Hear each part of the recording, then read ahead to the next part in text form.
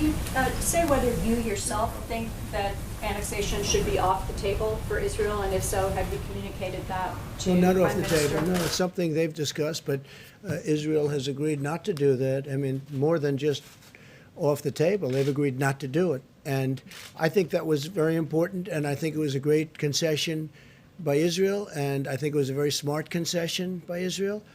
But, David, do you have anything further to add on Prime that? Minister was pretty clear today at his own press conference that he considers this to be a temporary suspension and that the deal would still be open to him at some point in the future. I'm asking what you think he should do. Should he Well, actually right now, write it all I off? can say, it's off the table.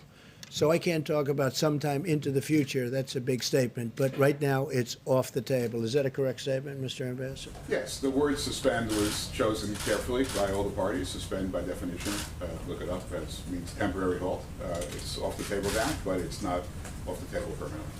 Go ahead. Mr. President, thank you so much. Just to follow to some of the questions that Caitlin was asking, you said you do want an accurate vote. Would That's you right.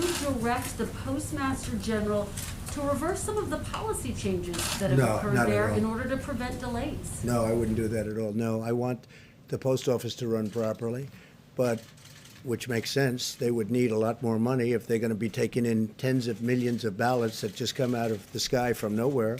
And so they need additional financial help.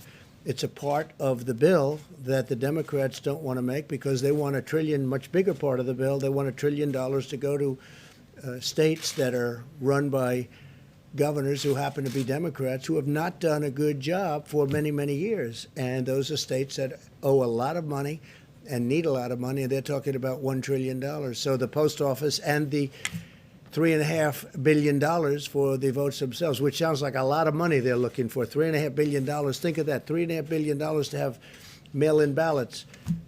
Again, absentee good, universal mail-in very bad. Please. Taking a step back, one quick follow-up. Given that the negotiations